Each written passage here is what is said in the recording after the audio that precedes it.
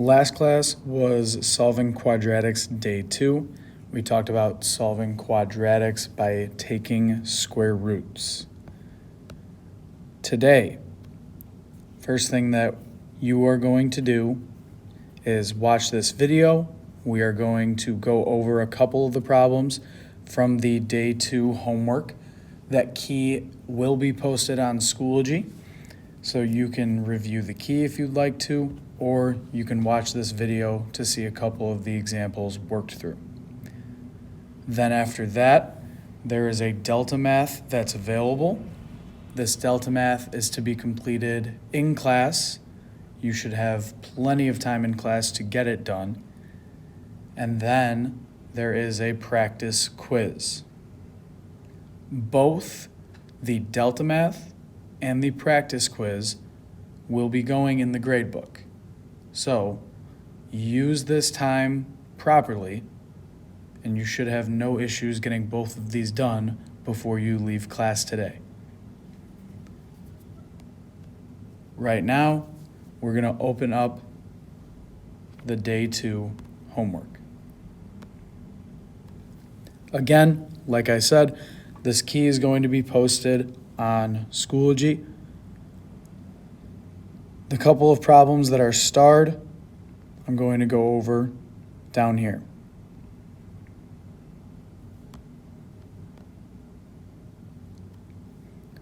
The first problem is problem number 3. The first step that I want to take for this problem is to add 180 to both sides. On the left side of the equation, I'm left with 5x squared. And since I added 180 to both sides, I no longer have it on the left here. And I have 5x squared is equal to 180. From here, I divide both sides by 5 in order to isolate my x squared. And I get x squared is equal to 36. In order to isolate x and to just get x instead of x squared, we are going to need to take the square root of both sides. Square root of x squared is x, and the square root of 36, I know right away a lot of you will just think to put 6. 6 is the right number, but it doesn't represent all possible solutions. You cannot forget plus and minus 6. So x is equal to plus or minus 6. And now I'm going to spread these two answers out. I'm going to write both of my solutions. So I have x is equal to positive 6 and x is equal to negative 6. And these are my two solutions.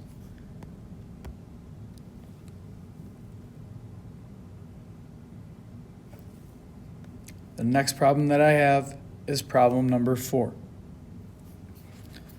First step, add 100 to both sides.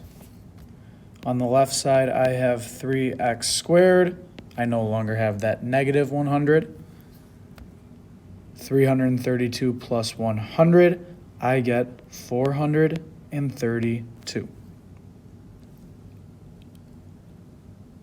Next, I need to isolate this x squared. In order to do that, I divide both sides by 3. I no longer have 3x squared, and I just have x squared is equal to 432 divided by 3, which is 144.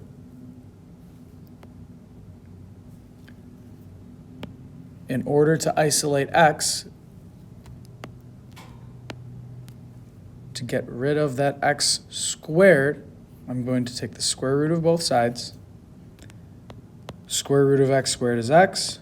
Square root of 144 isn't just 12, but it's plus or minus 12.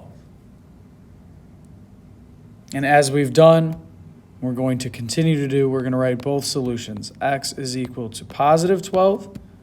X is equal to negative 12. Both of these are solutions. We need to make sure that we include both. Okay, so that's the first two.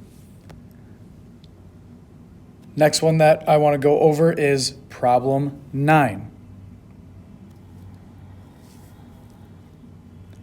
In order to isolate this x squared, my first step is to divide both sides by 3. 3x squared minus 1 divided by 3 leaves us with x squared minus 1. 9 divided by 3 is 3. Add 1 to both sides, and I have x squared is equal to 4. Take the square root of both sides to get rid of that x squared, and I get x is equal to plus or minus 2. This plus or minus is very, very, very important, right? It gives us all possible solutions. Write them both out. X is equal to 2. X is equal to negative 2. There are my two solutions.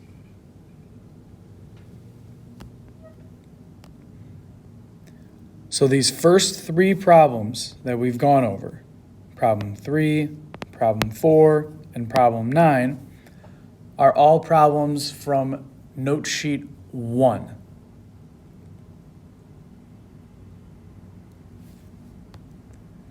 The next two that we're going to talk about, 10 and 13, are from note sheet 2. So if you have that note sheet out,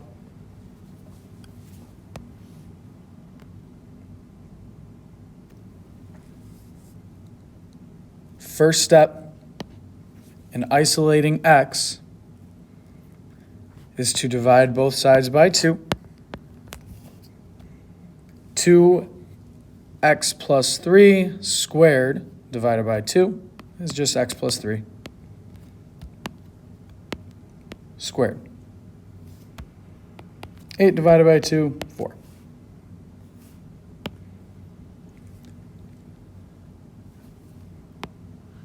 In order to isolate x, I need to take the square root of both sides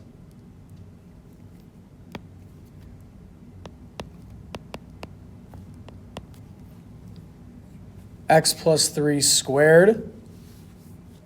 Square root of that is just x plus 3. Square root of 4, this is plus or minus 2.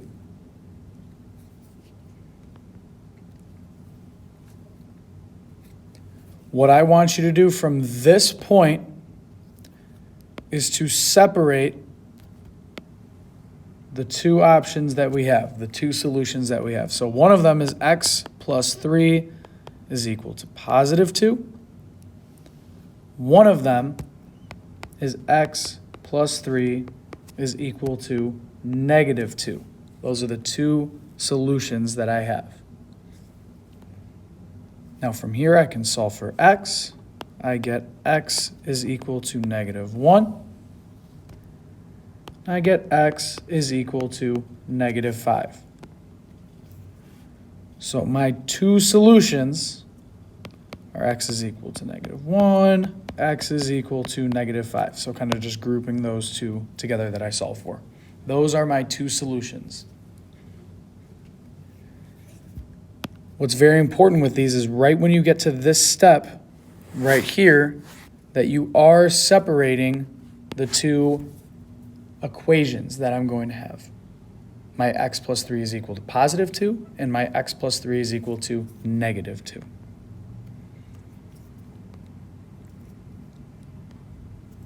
The last problem that I have here, my first step in isolating x is to take the square root of both sides.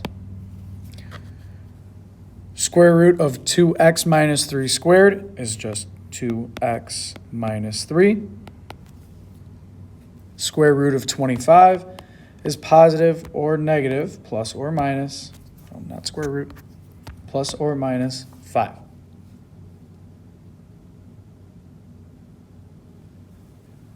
Then, from here, I want to separate both equations. I have 2x minus 3 is equal to positive 5.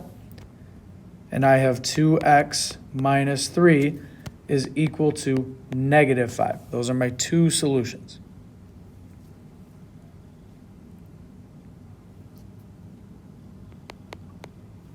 Add 3 to both sides. I get 2x is equal to 8. Divide both sides by 2. X is equal to 4. That's one solution. The next solution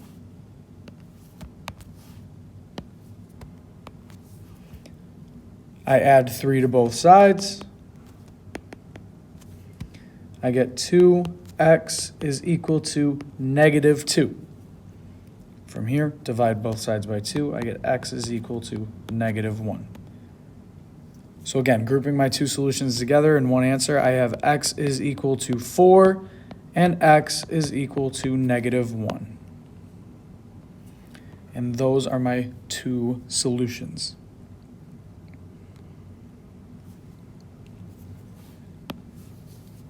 With problems 10 and 13, both of them have this step right here where you need to separate your two solutions and solve for both. With the first three problems that we had, 3, 4, and 9, that step of separating the two solutions comes right at the end.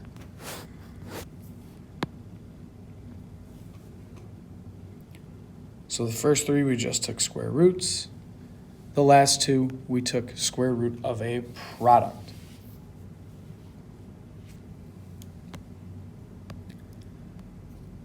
There were a lot of problems on here. Some of them were different. Some of them on this last page we could not solve because we do not have an understanding of imaginary numbers and what it means to take the square root of a negative number. I made sure to add this note here. If any of the answers on your copy that you turned in had the letter I, that means that you used an online resource to solve this and not what we learned in class.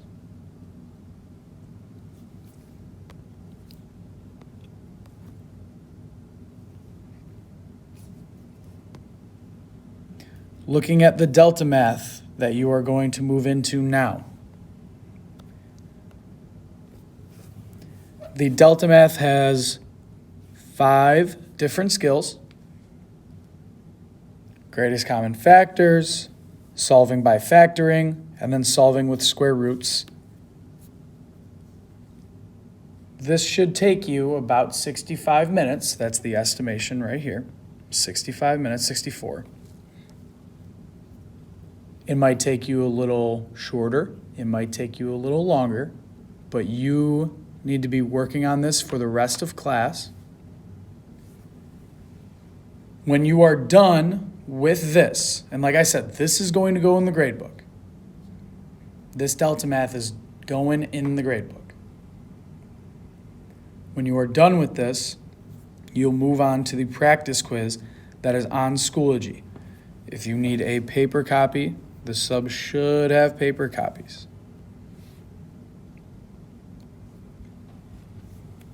Next class, we have a quiz. We are going to go over the practice quiz, and then we are going to take the Solving Quadratics quiz. We will talk more about it on Friday, but we will then talk about the retake day that we are going to have next week on Tuesday. So again, just putting this up there so you can see it. This is the agenda for today. We went over the homework.